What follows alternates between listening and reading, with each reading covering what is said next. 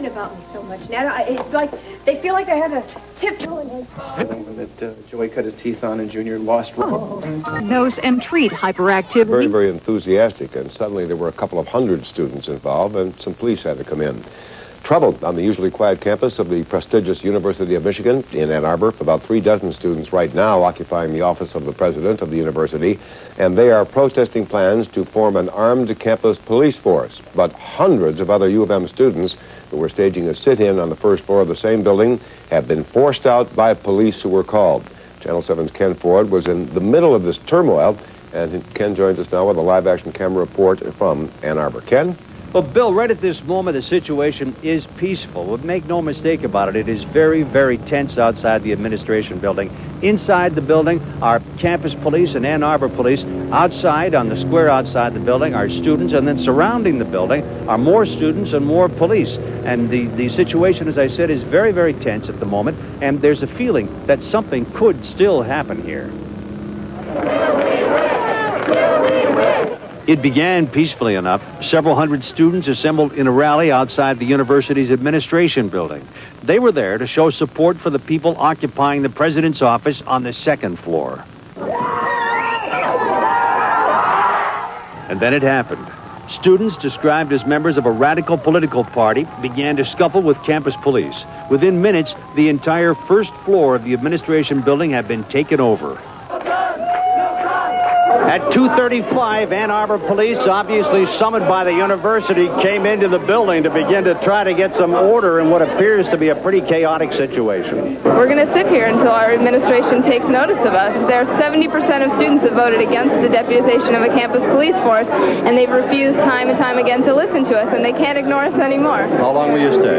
I don't know. How long will it take? You're not even a student here anymore. Do you think you want to be in here doing this? Yes, I do want to be in here because this is a gross injustice that the university is police on campus perpetuating. It's not just a matter of having police on campus. We're not opposed to police and security on campus. We are opposed to not having a voice in what the university does, and it's not just a matter of there being police. It's a matter of the fact that these police are going to enforce a non-academic code of conduct that is going to govern what students say and do outside of the classroom. There are more than 35,000 students on this campus. Most of them would never be part of the kind of thing that happened here today.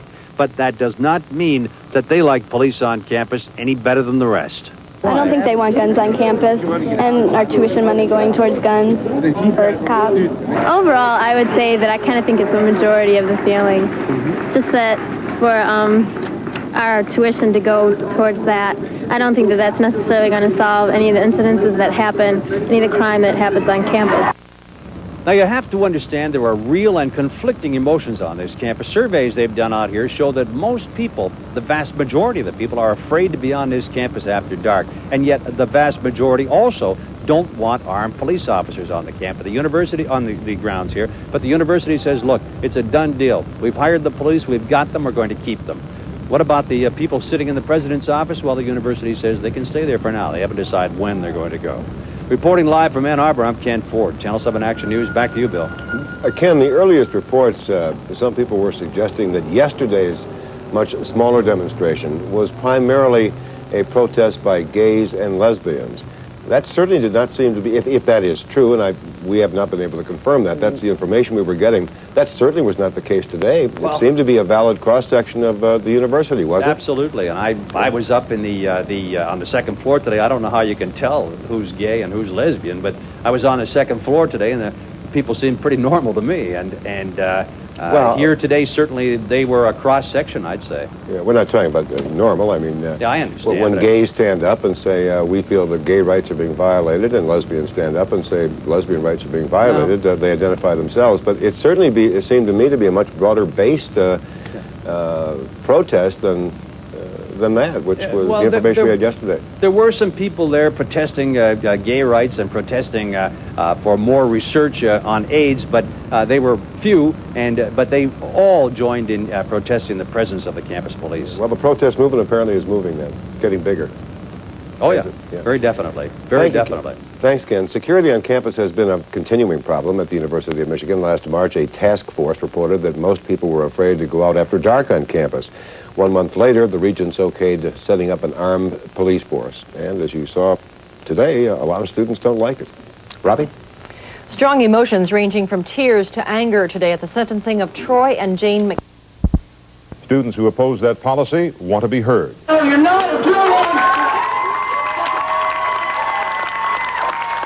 While scores of students listen to speakers outside the administration building where the regents are meeting, about 100 students have occupied the first floor of that building. They're protesting a policy of having an armed campus police force. Students don't want this. In the last Michigan Student Assembly student government election, 70% of students voted against deputization, said we don't want deputized officers on campus, and yet the regents and also the faculty senate said we don't want deputization. Ann Arbor police have been on the scene, but no trouble has been reported. Well, for some Michigan deer hunters, the hunting season, which began at sunrise today, is already over. They've bagged their trophies and they're headed home. But hundreds of thousands of others remain in Michigan's North Country. The demonstrators have occupied the office of the president of the university. Channel 7's Ken Ford has the latest in this live-action camera report from Ann Arbor. Ken? Well, Guy, it's very tense out here in Ann Arbor at this moment. Several hundred university students are surrounding the administration building. They're being faced by Ann Arbor and campus police in riot gear, many of them. And also on the second floor of the administration building in the president's office, other students who've been there for 2 days now continue their occupation. This whole thing is over the presence of armed campus police on the campus. The students say they've got to go, and the university says they stay.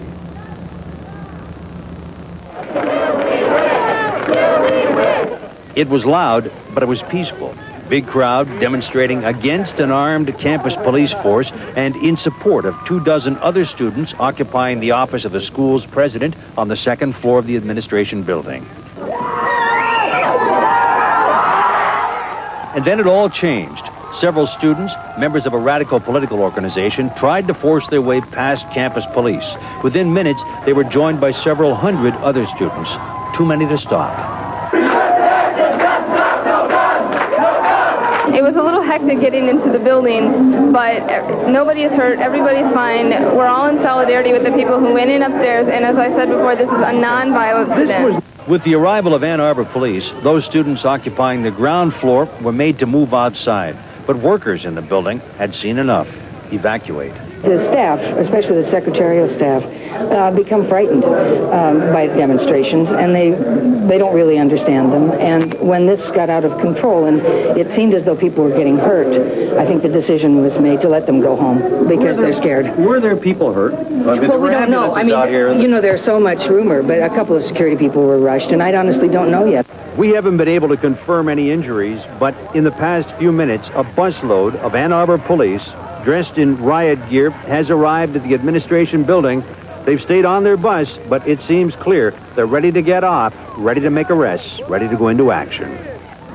Until the arrival of the Ann Arbor police in riot gear with their bus, it seemed likely that this occupation, the occupation of the president's office, was going to last at least another night. I'd spoken to a spokesman for the university earlier in the day, and they said they had no plans to move the people out, but now it seems clear that police do intend to move them out, and there will probably be arrests. Reporting live from Ann Arbor, I'm Ken Ford. Channel 7 Action News. Back to you, Guy. All right, thank you, Ken. In the midst of today's turmoil, the University of Michigan Board of Regents was scheduled to meet at the administration building, but that meeting was moved to Chrysler Arena. The issue of campus police officers was not on the agenda. Detroit Mayor Coleman Young will have to testify. Upset. Dozens of demonstrators at the U of M, Ann Arbor, tonight moving their protest from the office of the president to the house of the president. Good evening, everybody. They are camped out on the front lawn of the home belonging to the university president, James Duderstadt. The students oppose having armed security guards, pistol-packing cops, as some put it, on their campus. The fact is, before the plan went into effect and the officers were deputized, U of M thus was the only university in the Big Ten that did not have guards with guns. The latest on the protest tonight from Channel 7 reporter Dave Gilbert. It now really looks like a flashback to the 60s here on campus. Tonight, after leaving the administration building, students moved their protest to the president's house. Although he's not home, they're staging an all-night sit-in on the front lawn. Earlier tonight, Ann Arbor police kicked the original protesters out of the president's office. Police told students they were under arrest and forced all protesters out. But there's some confusion about the arrests. They took pictures of us and they took some information down. I don't know if we're arrested or not. As far as I know, the lawyer says that we can be arrested for any, we can be notified about it. Filled out their documents. They read the Trespassing Act. They said we were under arrest. Maybe it was a joke. I mean, not a joke, but maybe it was a ploy to get us out of the building. Before tonight's action, this afternoon, hundreds of protesters outside stormed the building, pushing past security, streaming into the first floor. Police did move in very peacefully and very quickly. Although the administration building was cleared of all students tonight, the protesting didn't stop. Many surrounded the police bus. We don't want cops on campus! We don't want guns on campus! Meanwhile, other students on campus say the protesters just represent a small fringe minority. The student population as a whole is not opposed to the deputization of police force. The protesters here aren't giving up by any means. Tomorrow at noon, they plan to stage a mass student rally in front of the student union to talk about their next options. One proposal is calling a student strike on Monday. At the U of M, I'm Dave Gilbert, Channel 7 Action News reporting. Keeping in mind that there are some 40,000 students attending the University of Michigan, there are many students who say it is not the armed guards that they're opposed to, but the fact that the university regents approved of this plan without consulting them. Some of the students told us earlier that 70% of the students voted against the plan. The regents adopted the plan last spring because of crimes committed on campus, crimes against students. Diana? The microscope is on the so-called Keating 5. They are upset because university officials want to form an armed campus police force and because they had no say in the matter. Now about 100 of them are staging a sit-in at the home of the university president. Officials say they'll go ahead with their plans. The group plans to rally again tomorrow at noon at the student union. When they will ask all students on campus to boycott classes on Monday. It appears the rumors are true. Nobody in this building is going to forget the frightening rush of hundreds of students who came in here yesterday and took over 2 floors of the building. No one expected that to happen yesterday. They hope nobody tries it today. But neither police nor the school intend to be caught unprepared. We want to make a clear statement that while we condone free speech and freedom of assembly, we cannot condone violence and vandalism, and so we believe it's in our best interest in this instance to simply pursue this through the courts. Louis Rubinson is one of those responsible for what's happening out here. We do not want to disrupt the community atmosphere here. We're students. We want to go to class. We are calling for a strike on Monday. Not because we want to disrupt stuff, but because we want to know the administration to know that we can't back down now. Well, it appears it is going to turn out to be very large. They just called this thing to begin 2 or 3 minutes ago, and already they've begun to fill up the space in front of the Student Center. They are on both sides of the road here. Now, a police officer, one of the command officers told me this morning that there's some talk about taking over the street out here. What are they going to do about that? Well, a university official said, remember, this is the city of street fairs. We have streets closed here all the time. If they try to do it, we're not going to overreact. Not right away, anyway. Reporting live from Ann Arbor, I'm Ken Ford, Channel 7 Action News. Now they're moving out to the street. Yeah, Ken, what do the students say about the reason that some of the police officers are armed, and that is for the security factor? Well, that's very true, Robbie. They've done surveys here, and the fact is that most people on this campus are worried about safety out here. I might tell you, too, as you can see, something I alluded to a minute ago, they've just moved right out into the street. And so this is their plan. They're running. Maybe you can see that. They're running from all over the campus right now, coming out here. At the moment, there are hundreds, and they're literally expecting, from what I've been told, thousands of people out here this afternoon. It looks like the administration better be ready for more activity. Reporting live from Ann Arbor, I'm Ken Ford, Channel 7 Action News. Back to you, Robbie. Thank you, Ken. And security around the administration building and around some of the other buildings in Ann Arbor will continue to be tight for the remainder of the day. University officials tell Action News it will remain that way until the disturbances die down. Well, President Bush tonight. I don't know about you, but I don't feel secure. Words of anger and words of frustration. Tonight, the student unrest at the University of Michigan will not go away quietly. Good evening. Ask people if they want police patrolling their neighborhoods. Most will say yes. Ask them if they want those police to be armed, and most probably will say yes again. But armed police on a college campus, that's another matter. And tonight, some University of Michigan students are protesting. 16 have been arrested. The Newsbeat's Ann Thompson is on campus in Ann Arbor, where the demonstration continues tonight. Ann, how many students still protesting? Well, Mort, through the night there have been about 350 students in and out of this protest, and that is only about 1% of the student body here at the U of M's Ann Arbor campus. That protest came to a head about 5 o'clock tonight at the Fleming Administration Building. United will never be defeated. United will never be defeated. Everybody that was inside right now is being arrested by our friends, the Ann Arbor cops.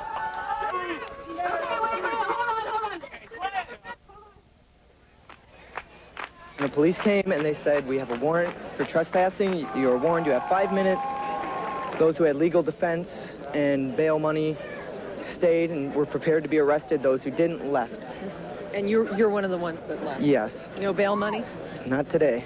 Don Polinsky stayed.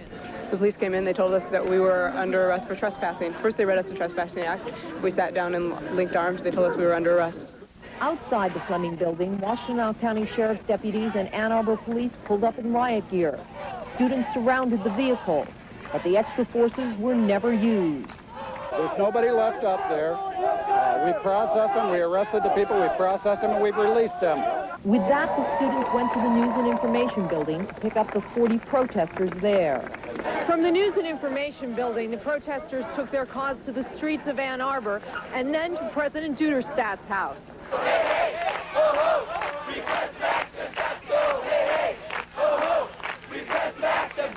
Folks, I'm not sure if the dude is coming to the door or not. The question is, are we willing to wait? But the students may be waiting in vain. We will not negotiate anything about university police. We are taking what we believe to be prudent steps to ensure a safe campus. So despite those 16 arrests, the students so far have come away empty-handed. None of their demands. Michigan spokesman tell the Newsbeat the school does plan to press criminal trespass charges against the 16 students who were arrested this evening. Carmen? U.S. Senator Don Riegel of Michigan. I gave him a willing helping hand for those dollars. Special Counsel Bennett says that in the case of 3, DeConcini of Arizona, Cranston of California, and Michigan's Don Riegel, the answer seems to be yes.